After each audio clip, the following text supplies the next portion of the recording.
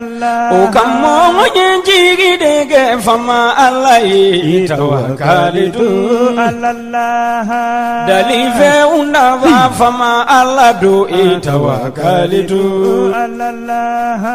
ala jina udaba fama Allah do tawakkalitu Allah adama di undava fama Allah do tawakkalitu Allah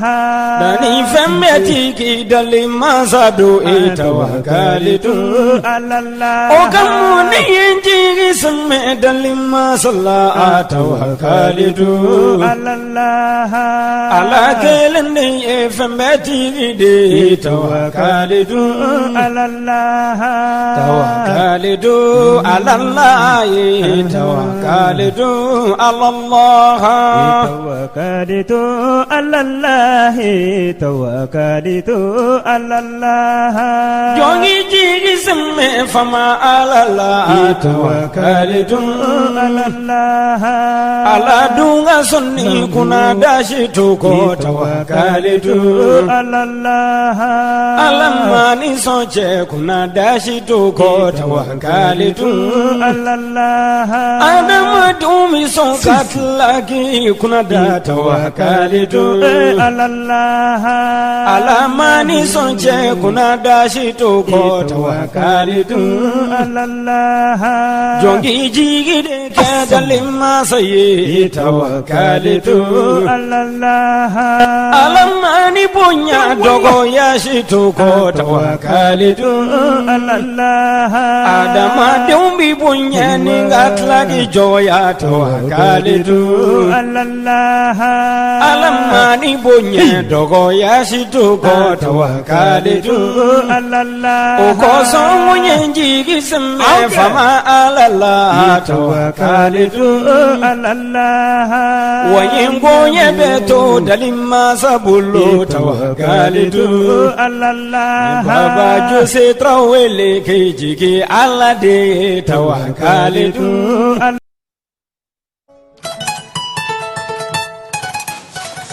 Va, oui,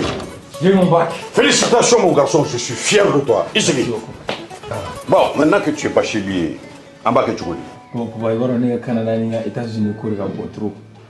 Eh Mouna. Eh ben, où est-ce qu'on est au Canada? Ah oui, tel père, tel fils. Nérenga Kalanki. Mais on a beaucoup de ça. Ah, on est EduX là. EduX. Oui, EduX, il y a quelques années, c'est eux qui ont fait les démarches pour ton grand frère. Ah bon? Et il a fait un master, il a commencé à travailler. Oui, allô? EduX, c'est une équipe expérimentée qui assiste vos étudiants dans l'admission universitaire, la demande de visa, l'accueil et l'installation et assiste vos étudiants jusqu'à l'obtention de leur diplôme. Choisir EduX, c'est s'ouvrir les portes des meilleures universités au Canada et aux États-Unis. Appelez dès maintenant le 76 54 18 57 et permettez à votre enfant de réaliser son projet d'études. Igisme dalima salla tawakkalitu ala Allah jombe bara minna iji ala de tawakkalitu ala Allah jombe kugu dilla isme Allah tawakkalitu ala Allah nebi yoroni wo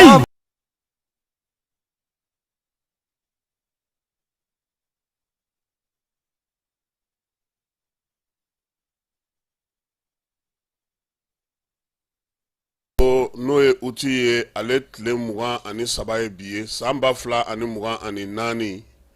an bɛ dugawu kɛ ala k'an ka bato kɛlenw bɛɛ lajɛlen minɛ min ye juma sarakaw ye ala k'u bɛɛ lajɛlen minɛ si ni kɛnɛya ani labanko ɲuman an b'a ɲini ala fɛ ala k'a d'an n'aw bɛɛ lajɛlen ma ala ka garisɛgɛw foni ala ka labanko ɲuman d'an ma min y'an ka banbaatɔw ye ala ka hinɛ olu la ala k'u dayɔrɔ sumaya an mana fɛn o fɛn kɛ nin tile in kɔnɔ n'o ni jabaru masa ta bɛ bɛn ala ka a bɛɛ lajɛlen k'an ma baraji ye bi ye juma ye bi ye lahɔrɔma don ye bi ye bato don ye bi ye yafaɲini don ye amara fandan n'i tɛ se ka taa maga i bɛ jija i bɛ juma 40 ɲini nka a ka gɛlɛn dɛ e bɛ k'a fɔ an ɲɛna k'a bɛ se ka kɛ ten de ni ne ye bila la sa i tɛ vɛn sɔrɔ juma 40 ka tugu ɲɔgɔn kɔ a mara ni ne y'o bila o la e ko moto ni tɛna fɔ don la k'a ti taa nin san wuliba in fana na ni san fana y'i sɔrɔ a sira kan ye peut-être n'i ye Keba ka moto ta sinon kɔni e ta in fana Keba fana ta in ka fisa ni aw yɛrɛ bɛɛ ta ka fisa n'Ablayi ta ye est-ce que Falaye fana ta ma fisa n'aw bɛɛ ta ye ayiwa Ala ka hakili ɲuman d'an ma moto ko n'Ala sɔnna a ma a bɛna na ɲɛnabɔ an bɛna taa n'a ye dɔɔni dɔɔni doucement doucement ka fɛɛrɛ sɔrɔ u la sabula aw sen n'aw bolow don n'o tɛ kɔni a ko a ma nɔgɔn nin waati in na an bɛ dugawu kɛ Ala k'a bɛɛ lajɛlen nɔgɔya Keba anw ka misiri la an ka alimami nin ye a kalo 1 ye ale ye dugawu dɔ sigi an ka misiri kɔnɔ u b'a fɔ a ma arabukan na ko kununtu Keba ni hamina fɔ a kɔnɔ a ka ca Ala fɛ a bɛ ɲɛnabɔ dɛ kalo 1 in na ne ko n ko ko dɔw ka ɲɛnabɔ olu i ma e bɛ ka fini kurani don sisan i ye dugawu kɛ n ko fisɔn fana ka voyage o fana taara fo Faleya n tɛ dugawu wɛrɛ kɛ a ka taa fɛn wɛrɛ la tuguni n'ale bɛ senna hamina fɛn fɛn b'i la a bɛɛ fɔ a kɔnɔ anw ye jɔn de ye o an bɛ dugawu de kɛ Ala ka yafa an ma an n'an jurumu bɛɛ lajɛlen ma don o don e da bɛ kuma na parata parata yɔrɔ kɔni i b'a dɔn k'a fɔ i bɛ ka tu mɔgɔw la i bɛ ka se mɔgɔw ma i tɛ se ka diya bɛɛ lajɛlen ye o la sa an b'a fɔ n ko juma in layɔrɔma kama Ala ka o batow fana bɛɛ lajɛlen minɛ a kɛ kun ye ko basigi ni lafiya o ka don an ka jamana kɔnɔ an ka alimami ko a sigira o kama nka ko bɛɛ lajɛlen fana bɛ se k'i haminata fɔ a kɔnɔna na min ye bato minɛba o ye Jabaru masa ye sɔgɔmada in na an ka kuma fanbaw bɛna tali kɛ min na Asimi Goyita ko san na o na sanji suru o suru degun gɛlɛyara cogo o cogo k'u tɛna u bolo fila da u sen kan ko k'u sigi ka san lajɛ a ka maaw halaki ko don nataw la ko ni Ala sɔnna a ma ko fɛɛrɛ kuraw tigɛra minisiriw ni premier ministre yɛrɛ fɛ k'olu fana ko mɔgɔw bɛna na o ye école ko min ye chrétien école ye gouvernement ko k'a bɛ san 1 d'u ma a ka dɛmɛ o bɛ taa u fan fɛ san 1 in kɔnɔna na fana baara minnu kan ka kɛ premier ministre a y'olu dantigɛ sɔrɔdasiw ka kalanso min b'an ka jamana kɔnɔ n'a bɛ fɔ a ma ko école de guerre ale maaw bɔko sabanan o kɛra kunungo baara in kɛra Badalabugu cercle des mess des officiers kɔrɔ la ale de kɛlen don école de guerre ye Mali kɔnɔna na npogotigini fitinin ni san 8 garaji o de binna ale ka sangaw fɛ ale fatura an sɔnko denmisɛnw olu kɛlen ka wuli ka jɔ boloda sa ko min ye sanji ye a kana se ka degun se olu ma o conseil islamique ko kalo kura nata novembre kalo nata o ye ale kalata ye yanni o cɛ sa cɛbɔw kɔni bɛ k'u kanfɔ Usmani Sherif Madani Aidara ale yɛrɛ ye cɛbɔ ye jɛkulu min sigilen fana ka se ka kalata in labɛn ale fana ye commission ɲɛmaa ye o conseil islamique ɲɛmaaya fana bɛ a bolo nin waati in na Sheikh Sufi Bilal ale ka kanbɔli o bɛ kɛ bi maison des aînés na déclaration ale n'a dɛmɛbaaw olu fana na ye o kɛnɛ kan ye an na taa o fana kɛnɛ kan min mana na bɔ o la wajulikɛla minnu bɛ sigida 5 na n'o ye commune 5 ye olu ko u bɛna na dugawu don kɛ bi Bakɔ Jikɔrɔni dugawu don min na kɛ cogo min na sa min ye Basiru ye ni bɛɛ lajɛlen ma wele ko Buguni Dangele ale min ye commune 5 na wajulikɛlaw ka ɲɛmaa ye a bɛna na ɲɛfɔli kɛ an ye a ko la Mali lasigiden min bɛ Moritanikaw fɛ ni ale ka baaraw bantɔ don n'o ye Mohamed Dibasi ye kunungo Moritani olu ka jamana wolomasiri tabaw ka ministre ale n'o ye ɲɔgɔn ye min bɔra o fana kɔnɔna na an na o da aw tulo ka bi sɔgɔmada in na ka kɛɲɛ ni an ka kibaruya sɔrɔlen olu ye.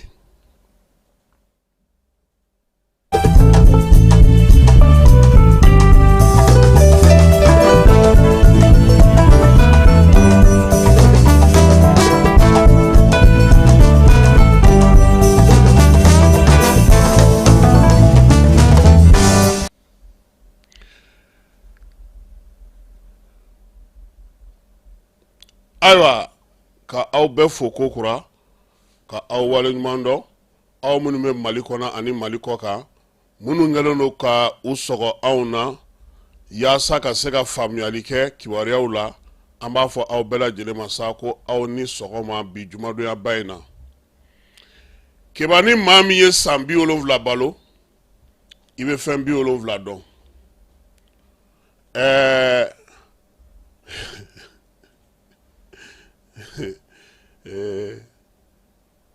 A kuma ninnu dɔw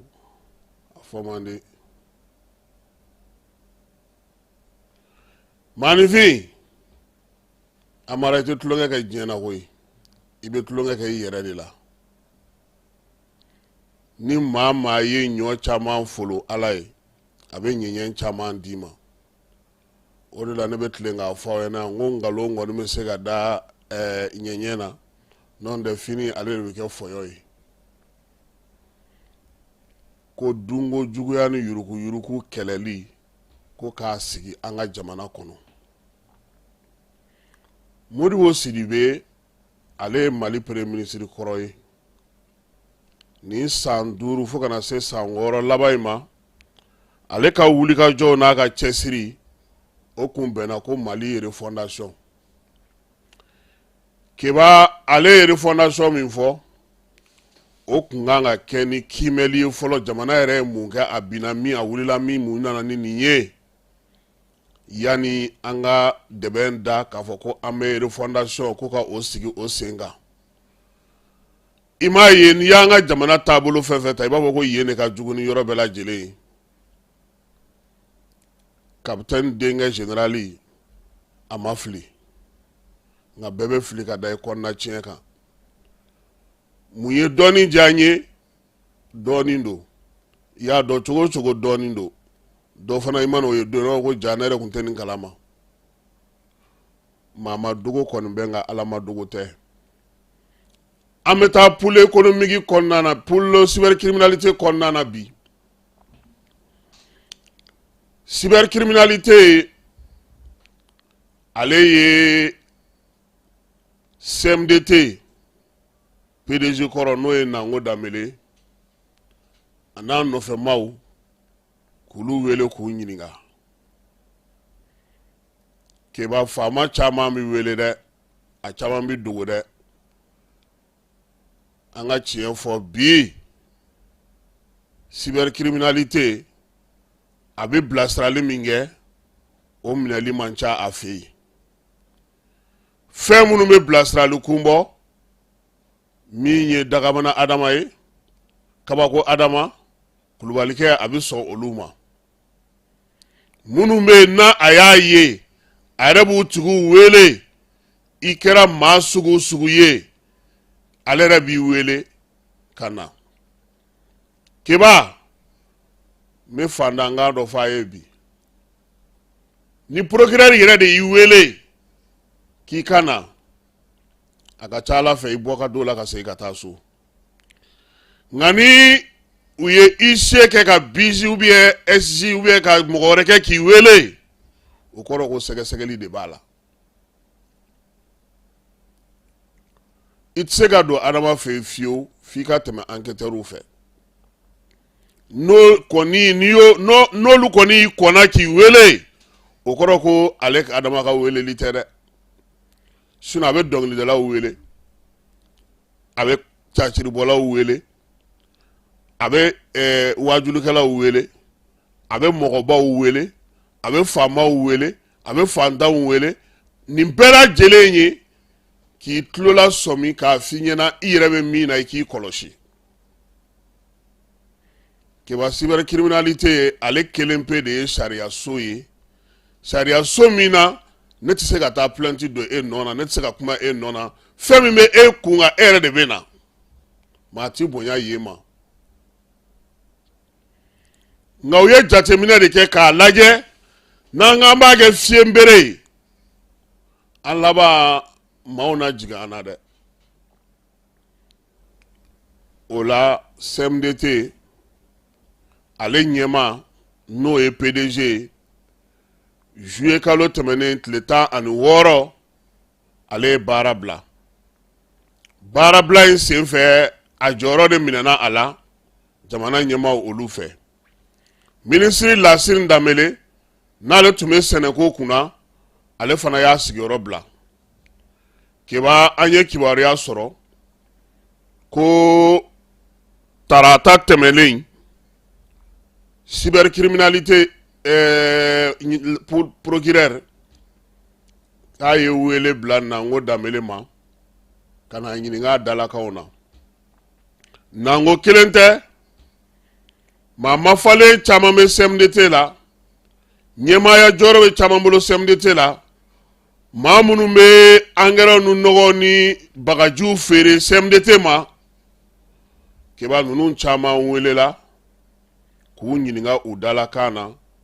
ka tila k'a fɔ k'u ka t'u ka so ko yanni ɲinini ni sɛgɛsɛgɛli tɔ bɛɛ lajɛlen k'o ka fori ka ban pewu. A bɛ fɔ min ma ko procédure tɔ ko a bɛ sen na. N ye min f'i ye sɔrɔ o don nin ne kuma man di. Kalo kelen cɛ yanni bi ka se a yera k'a fɔ ko min ye Nango CMDT ale bɔra a la nka sisan a kan ka baara min kɛ keba o ye k'i labɛn ka sariya ale kɔnɔ. Waleya dɔw yera a ka baara la olu sɛgɛsɛgɛliw fana bɛ sen na. N'i ye kibaruyaw lajɛ ka bɔ kiirisow la ani ka kibaruyaw lamɛn ka bɔ CMDT yɛrɛ la ani ka kibaruyaw lamɛn ka bɔ sɛnɛkɛlaw ni kɔɔri sɛnɛnaw kɛrɛnkɛrɛnnenya la olu fan fɛ, maa minnu bɛ nɔgɔ di ani maa minnu bɛ nɔgɔ feere, minnu bɛ yen n'olu bɛ bagajiw feere CMDT ma, keba tarata a caman maaw tara dɛ. Lɔgɔma a tɛmɛtɔw ngɔnɔ fɛ a ma nɔgɔya dɛ. Sabula u sigilenw u ye telefɔniw ci ɲɔgɔn ma, a chef kɔrɔ welela dɛ k'a bɛ yɔrɔ jumɛn, a ko nin sen ta tɛ pôle économique ye dɛ, ko nin ye cybercriminalité. Keba ne ko mago bɛ nɔgɔ dɔ la ka n ka sɔforonin daminɛ kura ye, o tigi ko olu tɛ se ka baara kɛ bi. Ne ko n ko mun bɛ yen, ne y'a ɲɛdɔn o de sira fɛ. U taara n'u ye Adama fɛ yen, ko in sɔrɔla mun fɛ. Kumakan dɔw bɛ yen olu taar'u yɛrɛ sɔrɔ bɔlɔlɔ sira fɛ. Bɔlɔlɔ sira kabini juillet kalo kɔnɔna na a yera k'a fɔ ko kumakan 3 bɛ yen olu kun labɛnnen bilalen don bɔlɔlɔ kan. CMDT ye ale directeur de production fɛ n'o ye Moro Jakite ye ka ɲɛsin CMDT yɛrɛ baarakɛlaw minnu bɛ yen n'u bɛ Sikaso, Kucala, Fana ani Kita. A ye yamaruya kuma f'u ye ko min bɔra PDG ale yɔrɔ n'o ye Nango ye. Yɔrɔ vocal kɔni réseaux sociaux kan bi n'o ka ɲi n'o man ɲi n'o binna Adama tɛgɛ o bɛ ɲinini kun bɔ. O waleya in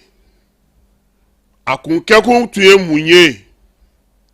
O ye kumakan in bɔra maa min yɔrɔ ani ka taa di minnu ma k'u jija dɛ ko nɔgɔ min bagaji min bɛ yen n'o kan ka kɛ ka furakɛli kɛ n'o taara di u ma k'u k'a lajɛ ko ɲɛmaaw taatɔ don u ka forow kɔnɔnaw la ka taa yɔrɔw lajɛ u bɛ se k'olu dogo cogo min. Olu ye bagaji min san ka di u ma n'a ma yamaruya n'a b'u bolo u ka forow kɔnɔ o de bɛ vocal ninnu na k'u k'olu dogo dɛ u kana to ɲɛmaaw k'u ye. Nka ni ɲɛmaaw taara foro sɛgɛsɛgɛli la sabula président yɛrɛ de ka baarakɛyɔrɔ y'a mɛn k'a fɔ ko bagajiw bɛ ka kɛ foro kɔnɔnaw la, bagaji minnu ma ɲi foro ma, bagaji minnu ma yamaruya, sabula ni CMDT bɛ fɛn o fɛn kɛ a kan ka tɛmɛ ɲɛmaaw fɛ olu ka jɛn n'a ye k'a fɔ a ye nin san a ye nin kɛ tan. A kun fɔra k'u kana san u taara san.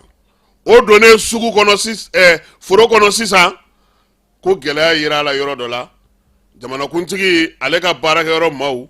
olu de ye jɛkulu kɛrɛnkɛrɛnnen wuli n'o ye mission ye k'o ka taa sɛgɛsɛgɛli kɛ. Yan'o mission tigiw de ka na Nango n'a ka maaw olu de ye vocalu kɛ k'a ci ɲɛmaaw ma foro kɔnɔnaw la. anw ye bagaji min bila ka taa daw ma dɛ aw b'o dogo nka ni mission mɔgɔw nana aw b'a fɔ u ɲɛna ko aw mago bɛ o bagaji in yɛrɛ de la ko k'o san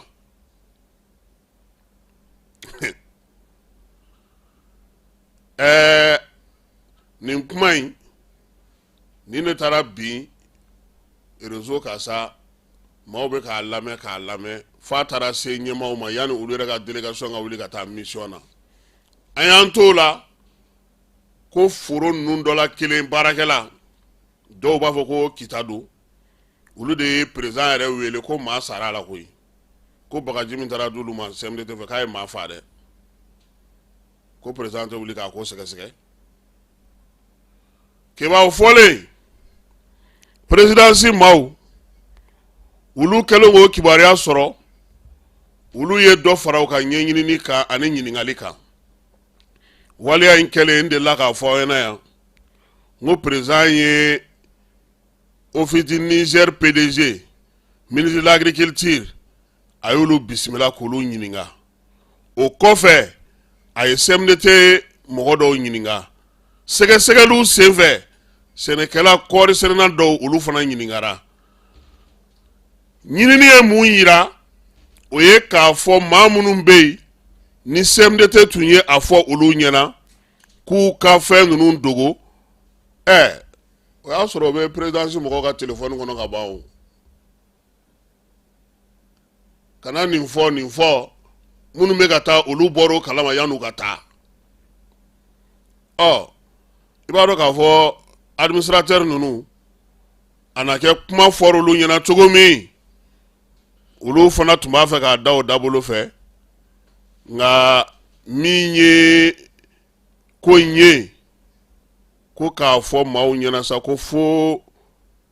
bɛn ma kɛ bagaji min kan dɛ ko kana n'o de ye ko yaasa o bɛ se ka kɛ nka o y'a sɔrɔ o bɛ ka forow halaki ka forow bɛɛ lajɛlen tiɲɛ kɔɔri forow ko don olu ye nin fɛɛrɛ min sigi sen kan yaasa ka se ka kow madogo ni président ka mɔgɔw nana a y'a f'u ye ko bagaji min n'anw y'a d'aw ma k'a ta aw bolo aw k'a dogo n'u nana a k'a f'u ye ko bagaji min n'aw y'o dogo ko aw mago b'o yɛrɛ de la k'o ka san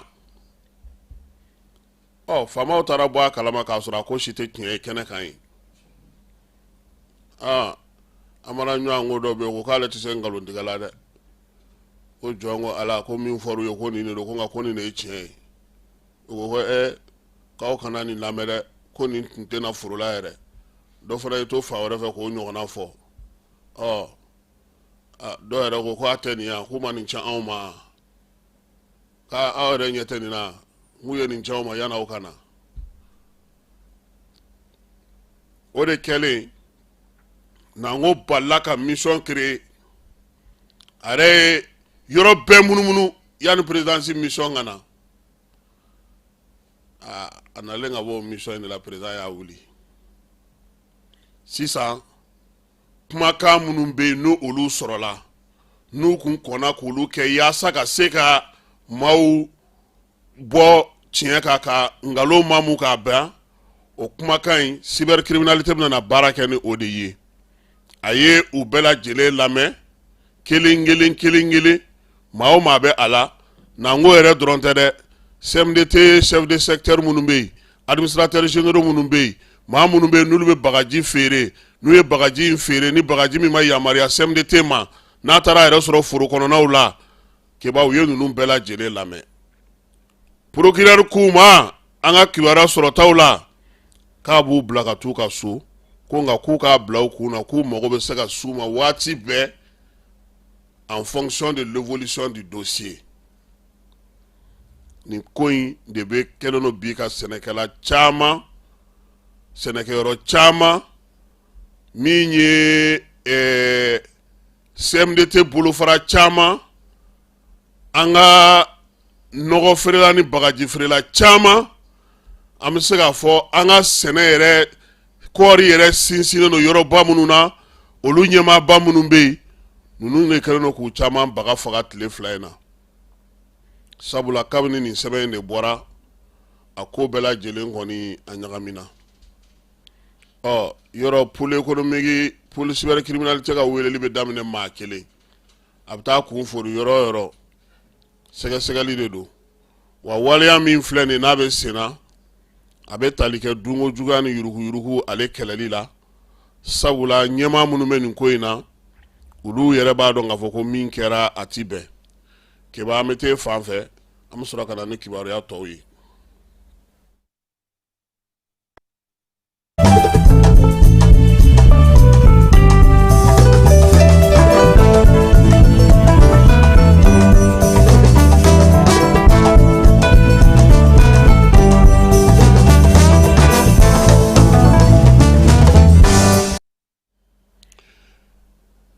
jamana kuntigi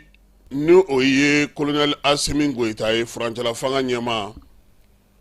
kunungo ale kɔni sen bɔ a kɔnɔ kɔrɔ jɛkulu kɛrɛnkɛrɛnnen min sigilen no aéroport la n'o bi degun ni gɛlɛyaw olu kunbɛli baaraw kɛ min ye Assimi ye ale yɛrɛ taara ye kunu alamisa min ye coordination bureau ka taa o lajɛ waliya in bɛ tali kɛ sanji ale kɔlɔlɔ minnu k'an ka jamana kɔnɔ premier ministre Choguel Kokala Mayiga ale tun bɛ kɛnɛ kan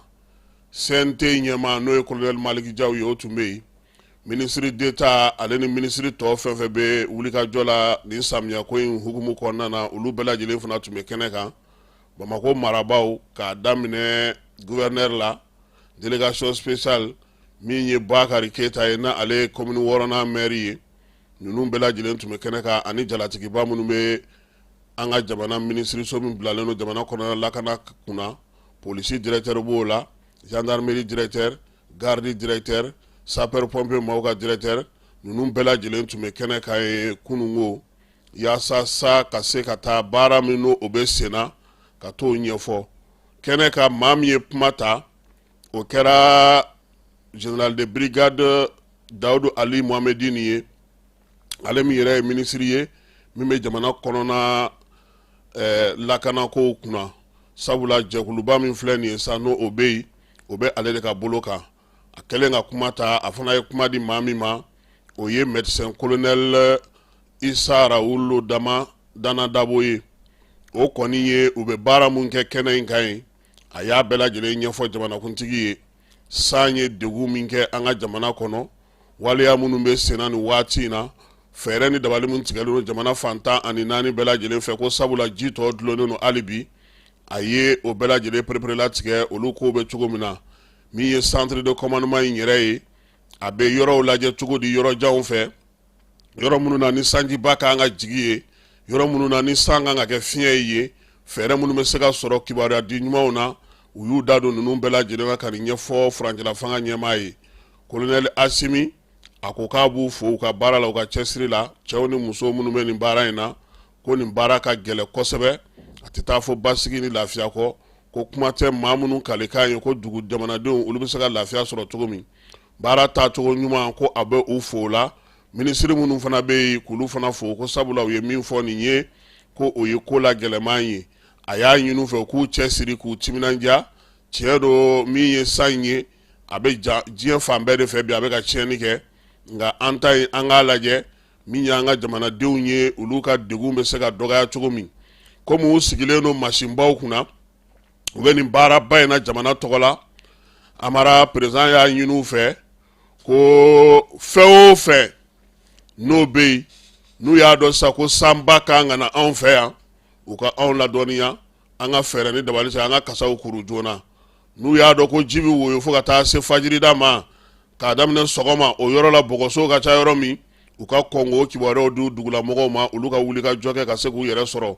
Assimi ko n'u y'o fara u bolotaw kan ka kow ta lajɛ ka ɲɛfɔliw kɛ joona o b'a to min ye dɔ bɛ bɔ kasara la hali ni minɛnw tiɲɛna o ka fisa maaninfinw salen ye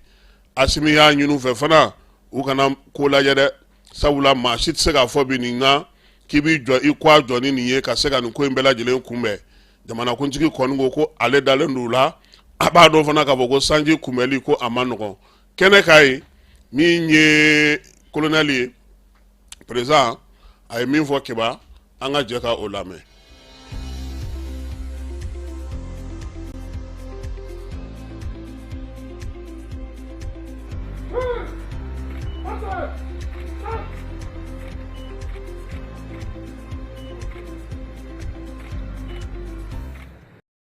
an sera an Sego Jek la ka na u ka baara lajɛ. Sego Jek ye baarakɛyɔrɔ don baarakɛyɔrɔ min sigilen bɛ jamana kɔnɔ ni gɛlɛya sera jamana ma olu de bɛ jamana ɲɛmɔgɔw dɛmɛ ka gɛlɛya in ka degun bɔ jamanadenw kan. N'i y'a jateminɛ bi an bɛ samiya de la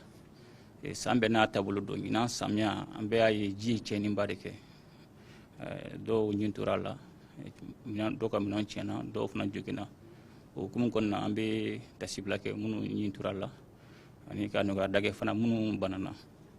bi an nana Sego Jek la ani ministre de la sécurité ani premier ministre ni gouvernement membre dɔw kana Sego Jek mɔgɔw kana foli bila la bɛ baara mun na a baara ma nɔgɔ sabula da ka mɔgɔw ɲin kisi e yɛrɛ ɲin bɛ se ka to a kɔnɔ an minnu fo o baara kɛ ko ɲuman na ka tila ka fana bɛ k'u cɛsiri mun b'a to hali bi kasara mun mina kasara bɛ se ka dɔgɔya cogo min na mun b'a to jamanadenw degun an bɛ se ka ta ka b'u kan a ka kan bi cɛ ni muso minnu b'o baara kɛ ka foli bila la ani ka tila ka lajɛ tuguni an bɛ a lajɛ tile filanin na an bɛ se ka an bɛna fɛɛrɛ kura tigɛ gouvernement ka niveau la mun b'a to hali bi nin degun in an bɛ se ka a kunbɛn cogo min na an bɛ se ka jamanadenw kisi n'i y'a jateminɛ fɛn min don mɔgɔ se t'a la parce que a ta ka kɛ Mali dɔrɔn na a b'a kɛ jamana caman na ni diɲɛnatigɛ yɛrɛ taabolo san bɛɛ n'a togoya don ɲinan san barika bonyana a ma ban a b'a ka tiɲɛni kɛ bon n'a taabolo bolo an se ka to an yɛrɛ ma ka segin an yɛrɛ ma f'an ka ko dɔ kɛ o de hukumu kɔnɔna an ye nin tagama kɛ ka na bi ka na an y'a baara kalifa minnu na ka lajɛ ni degun b'u kan an bɛ se k'u dɛmɛ cogo min na mun b'a to hali bi nin baara bɛ se ka ɲɛ an bɛ n bolo n bɛ welewelekan bila jamanadenw ma Sego Jek mɔgɔw u ye ladilikan min fɔ mun b'a to mɔgɔ bɛ kisi ka tanga ji cɛnninw ma an ka fosse dingɛw ani ɲamanko ninnu na hali bi u hakili to o ladilikanw na o de b'a to dɔ bɛ bɔ cɛnni barika la k'a fɔ jamanadenw ɲɛna n'Ala sɔnna ma don nataw la an bɛna fɛɛrɛ wɛrɛ tigɛ tuguni mun b'a to hali bi ni gɛlɛya bɛ bɔ jamana kan a ma nɔgɔ mais o fana t'a to k'an b'an sigi ten an bɛ fɛɛrɛ wɛrɛw tigɛ mun b'a to basigi bɛ na ka ministre fo an y'a baara kunfɔlɔ kalifa olu de la olu fana ni Sego Jek baara kɛ hali bi ka jamanadenw fo an bɛ Ala deli hali bi Ala ka samiya labɛnko ɲuman d'an bɛɛ lajɛlen ma Ala k'an kisi k'an taga tɔɔrɔ ma.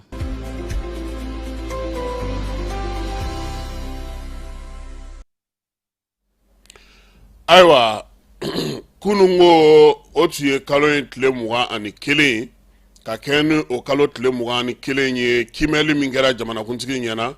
o ye k'a jira k'a fɔ ko min ye sanji a ye tiɲɛni kɛ sigida min na ani yɔrɔ minnu na o ye yɔrɔ 122 ye jamana fantan ani 4 bɛɛ lajɛlen fɛ maa 30 o de fatura an ka jamana kɔnɔ sanjiko in na maa 104 olu de jogunna min ye jamanakuntigi ye ale kɔni y'a ɲini u fɛ sa u ka dɔ fara halisa baara in kan yaasa kunbɛcogo olu bɛ se ka kɛ cogo min école catholique n'o ye chrétien école ye gouvernement tun y'a jira k'a fɔ ko a ka dɛmɛ a bɛna n'a jɔ ka ɲɛsin olu ka baaraw ma kɛmɛ sirada la u ka kalanko la sa gouvernement tun bɛ min d'u ma o ye 80 ye nka wulikajɔw kɛlen ani lamɛnniw kɛlen premier ministre ale ye laseli kɛ kununko k'a jira k'a fɔ ko ɲinan san in n'o ye année scolaire 2024-2025 ye k'u ka dɛmɛ ko a bɛ to sen na yaasa u ni chrétien diinɛ maaw olu bɛ se ka ɲɔgɔn faamu cogo min fɛɛrɛ ni dabaliw bɛ se ka sɔrɔ san kelen in kɔnɔna na yaasa a ko a bɛ se ka lajɛ fɛɛrɛ minnu bɛ sɔrɔ a kɔnɔna na Sogɛli y'a jira k'a fɔ ko chrétienw ma ban u ka décision in ma nka k'u y'a jira de k'a fɔ a binna u kan maaw ma labɛn fɛɛrɛw ma tigɛ hakilinaw ma jira ɲɔgɔn na ka fɛɛrɛ dɔw sɔrɔ ko o de la kɔni a ko kɔni kuma bɛn u ma n'o tɛ k'a fɔ ko maa murutira premier ministre ko maa ma muruti maa ma ban maa ma fɔ ko u ma jɛn n'a ye fana nka u ye min ɲini jamana fɛ n'i ma ɲɛ k'i bɛ nin fɛn sugu kɛ i ka kɔn k'a fɔ maaw ye a y'aw labɛn san wɛrɛ anw n'an ka dɛmɛ tigɛ aw la koyi n'aw bɛ dɛmɛ ɲini yɔrɔ wɛrɛ la aw n'o ɲini n'aw bɛ fɛɛrɛ min tigɛ aw n'o fɛɛrɛ tigɛ denmisɛnnin minnu bɛ se ka taa cogo min na école karamɔgɔ minnu bɛ se ka kɛ ka min kɛ aw na bɛnkanw sɔrɔ o la san kelen kɔnɔna na bɛɛ lajɛlen n'i labɛn denfa fara denba kan école den bɛɛ lajɛlen kan ka kɛ ni jamana taabolo kura ye aw na fɛɛrɛ ɲini ka se ka o ko bɛɛ lajɛlen ban n'an bɔra yen an bɛ taa sɔrɔdasiw olu ka gun kan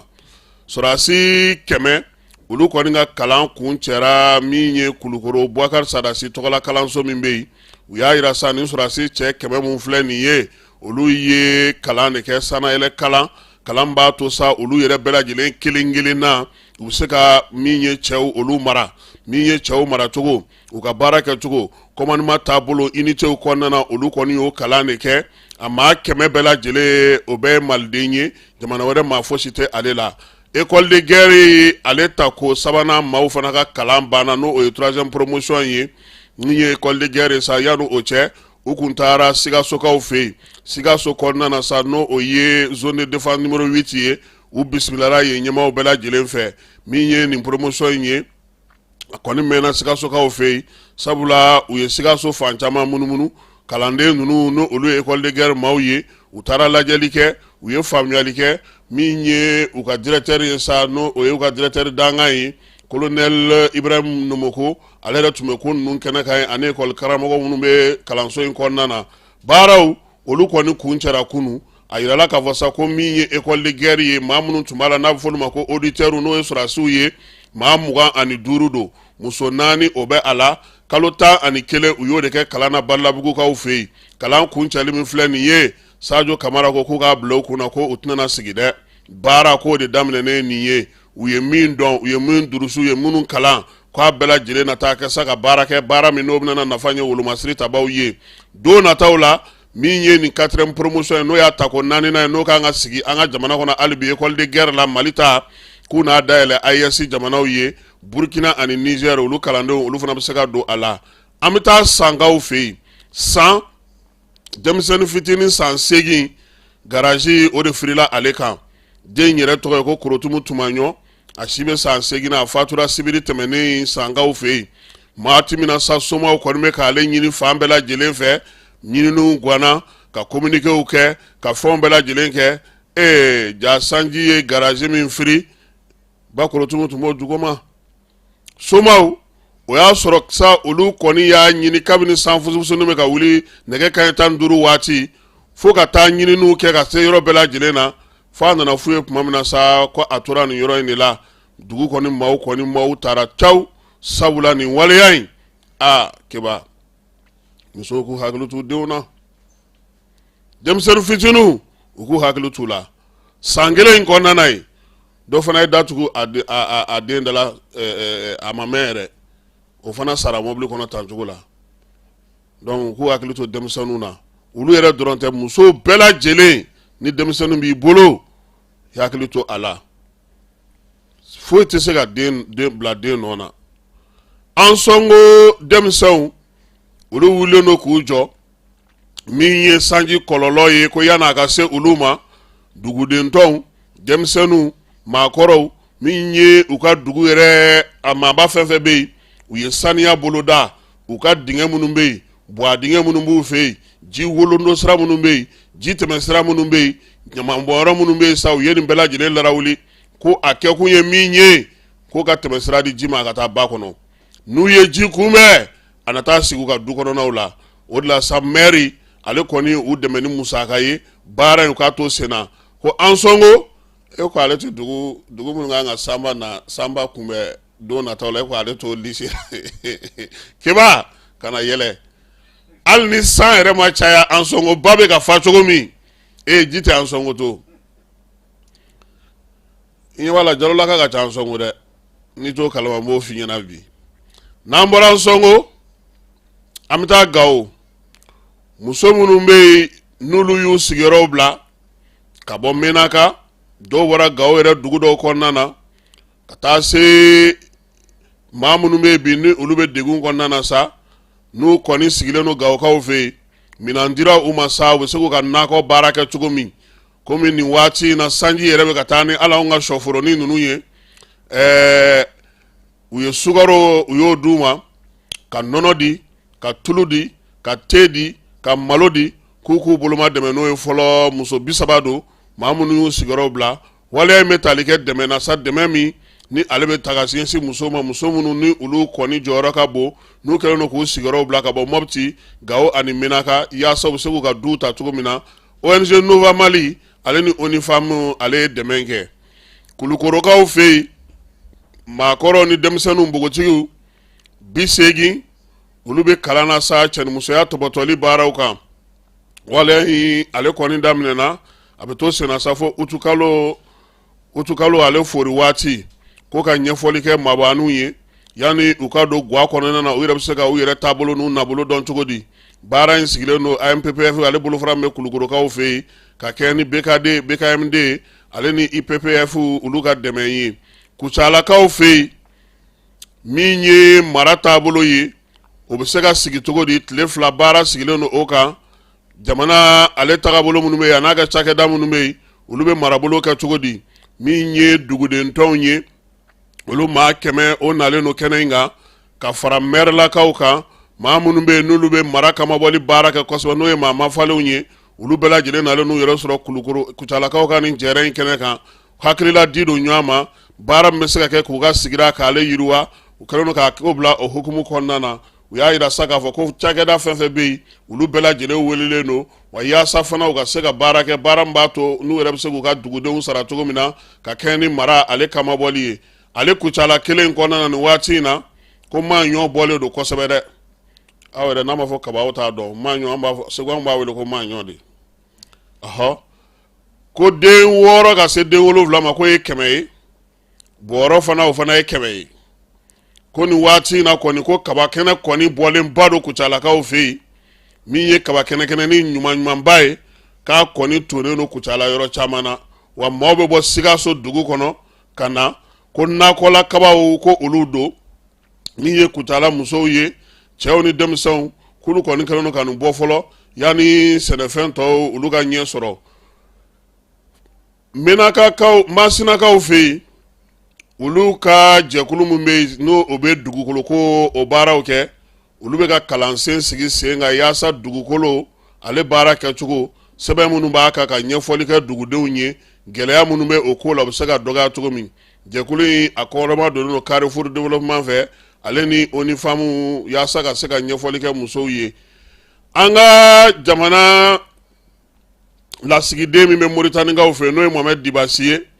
ale ka baaraw kuncɛtɔ don a ka ambassadɛriya baaraw bantɔ don yan'o cɛ sa Moritani maabaw kɔni bɛ k'ale bisimila u ye jɔnjɔn d'a ma dɔgɔkun tɛmɛnen kunungo min ye Moritani ale wolomasiri tabaw ka minisiri n'o ye Hanana Ould Sidi ye a n'o ye ɲɔgɔn bisimila baaraw ye tali kɛ Mali ni Moritani cɛ baaraw bɛ cogo min na bi wolomasiri tabaw bɛ se ka ɲɔgɔn faamu cogo min dancɛ minnu b'an ka jamanaw cɛ olu bɛ se ka lakana cogo min Moritani yɛrɛ k'i yɛrɛ jɔ a jɔyɔrɔ la ani Mali ka ɲɔgɔn faamu min ye ambassadɛri ye ale kɔni y'o damakasi kumaw fɔ u ye tiɲɛ don ale taatɔ don nka u k'a to u ni Mali u ka bɛn sabula ko o de da ka di u bɛɛ lajɛlen na basigi ani lafiya o b'o de kɔnɔna na n'an bɔra yen an bɛ segin ka na Bamako ko ni Ala sɔnna a ma jɛrɛ belebeleba bɛ yen bi ka kɛ ni Sheikh Sufi Bilal ale ka kanbɔli ye au conseil islamique o ɲɛmaya ɲinini na baara in kan ka kɛ maison des aînés la min ye 14h waati ye ni jumaseliw banna pewu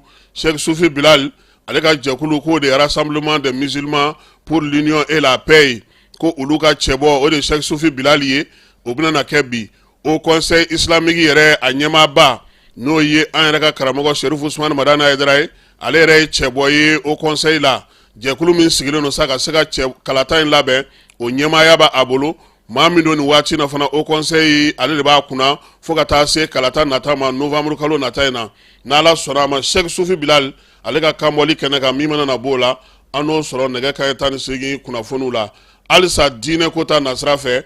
diinɛ ɲɛmaa ni wajulikɛla minnu bɛ sigida 5nan kɔnɔna na n'o ye commune 5 ye olu maaw y'a yira sa k'a fɔ ko u bɛna na alabatoba kɛ alabato in ale kan ka kɛ cogo min na ani u y'a labɛn cogo min u bɛna na olu bɛɛ lajɛlen ɲɛfɔ an ye maa min bɛ yen sa n'o o yɛrɛ ye yen au conseil min ye wajulikɛlaw ka bolofara ɲɛmaa ye n'o o ye an balimakɛ Basiru ye ale yɛrɛ kɔni bɛna na ɲɛfɔli k'an ye nka bɛɛ lajɛlen b'a dɔn tɔgɔ min na Amara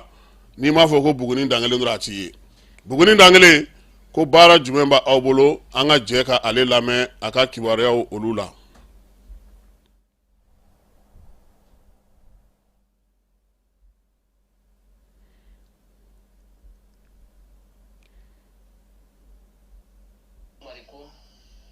u bɛɛ b'a fɔ Bugunikaw ka da alhamdulilayi Ala k'an sago d'a ma Ala kɛ garisigɛw foni Ala k'an sutara ne tɔgɔ ye Baseku Mariku u bɛɛ b'a fɔ Bugunikaw ka dangele alhamdulillah ne ye commune 5 wajulikɛlaw ka président ye an ka bureau ye commune 5 wajulikɛla bɛɛ faralen ɲɔgɔn kan an b'a fɛ ka kuranna kalanba de labɛn jamana ye ani jamana sɔrɔdasiw ani tenitigi fɛn bɛɛ bɛ Mali kɔnɔ ala k'i se k'an ka jamana kɔlɔsi cogo min na k'an ka jamana kisi laɲini gɛrɛ foyi t'a la ka dugawu kɛ jamanaden bɛɛ ani ka dugawu kɛ jamana finitigi bɛɛ lajɛlen ye ala bɛ se k'an ka jamana kolo suma cogo min na k'an ka jamana fan bɛɛ lafiya an ka kuranna an bɛna kuranna kala ka dalɛliw kara ni ala sɔnna ma samedi don a bɛ kɛ Bako Jikɔrɔni misiri dɔ bɛ yen nɔ ko alimami da ka misiri kuranna kalanba nin bɛ kɛ o yɔrɔ de la misiri in bɛ mairie yɛrɛ kɛrɛfɛla de la wajulikɛlaw ka bureau de don commune 5 wajulikɛla bɛɛ an ye bureau min sigi ne yɛrɛ de ye a président ye n'o ye ne tɔgɔ ye Baseku Mariku mais bɛɛ b'a fɔ Bugunikaw ka dangele o kunnafoni de don Kasimu ala k'an sago d'a ma ala k'an ka jamana kɔlɔsi ala k'an ka jamana ala kɛ hɛrɛ kɛ Mali silamɛden bɛɛ ala kɛ hɛrɛ kɛ Mali mɔminiden bɛɛ jamana ni ala k'a kolo suma jamana ni ala k'a kisi an ka jamana tenitigi bɛɛ lajɛlen ala k'a bɛɛ kisi ala k'an ka jamana ala k'a kunnawolo da an ka jamana ma ala k'an ka jamana ala k'a kɔrɔta ala k'an ka jamana ala k'a sabati ala k'o kɛ alakira yɛrɛ hɔrɔma kama ala k'o kɛ nin kaloba ni bonya kama salli ala rasul Kasimu nin ye kunnafoni ye ka a ɲɛfɔ ye n'an bɛ i yɛrɛ fo k'i waleɲuman dɔn